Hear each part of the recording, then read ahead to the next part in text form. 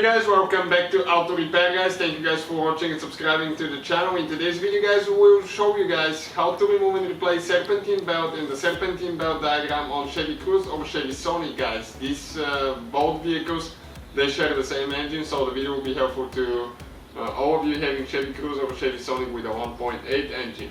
Now we guys have more than 200 videos on this car and engine alone. Our goal guys is to save you as much money as we can. All the tools and parts, usually belts and stuff like that, could be found listed in the description of the video below, so you can see where we get our parts from. We'll guys have more than 200 videos on this car, and we'll have quite a few videos on our new channel, so check it out. Now, what we did guys here? Okay, what we did so far, you don't have to do any of that. We removed, okay, the air filter box. Okay, you can see the whole box.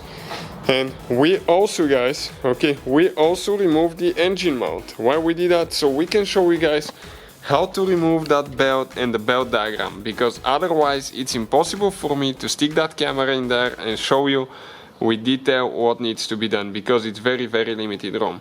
So stay with us guys, okay, we're going to start working on it in just a second and show you what needs to be done.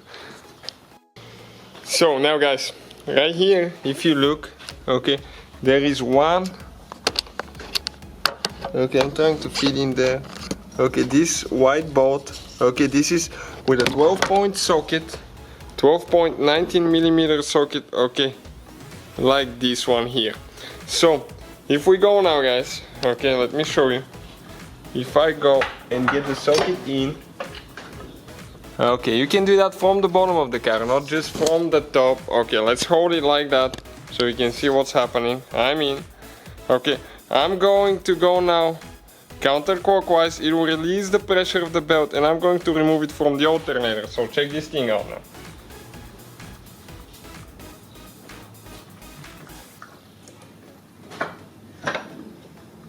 Okay guys, and now I can release. Pull the socket out. Okay, and we can, okay, I thought I can remove the belt, but what do we need to do now guys? Okay, I actually need to install the socket again, and I need to get it out of the, I need to move the pulley a little bit, the tensioner pulley, okay, so I can get it out. Okay, like that. And you can see the belt guys, okay, came out of there, just like that. Okay guys, so we start now the belt diagram. Okay, let me explain you. Okay, let's focus, okay, like that, come on top, okay, and point this way down. We need to go through the crankshaft. From the crankshaft guys, okay, we need to go to the AC compressor. Okay, and all that could be done underneath the vehicle. Now we go to the water pump pulley. Okay, and from here we need to go, okay, on the tensioner pulley. Now, in order to go on the tensioner pulley, okay, what I need to do, you need to get the tool in. Okay, so let's move a little bit this way just to see. Okay, like that. Let me get it in there. I can remove the tool for a little bit. Okay, and now let me resituate everything because it fell out guys. And I'm going to explain one more time where things need to be. So far, check it out. Okay, let's have one person hold the belt, okay, right here.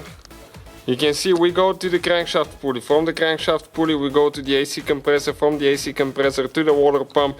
Then we come back and we go to the alternator. But now in order to install it on the alternator, I need to get the tool in. Okay, let's grab the, okay, the tensioner. We need to go counterclockwise and we need to install it on the crankshaft pulley, but careful, okay, not to pinch your fingers, and we let go. And you can see guys, the serpentine belt is installed guys, okay, just like that. So that's how you guys remove it and install it. With everything removed out of the way, I was able to show you a little bit better. Hopefully the video will be helpful to some of you. Please hit that subscribe button for more videos and see you guys next time.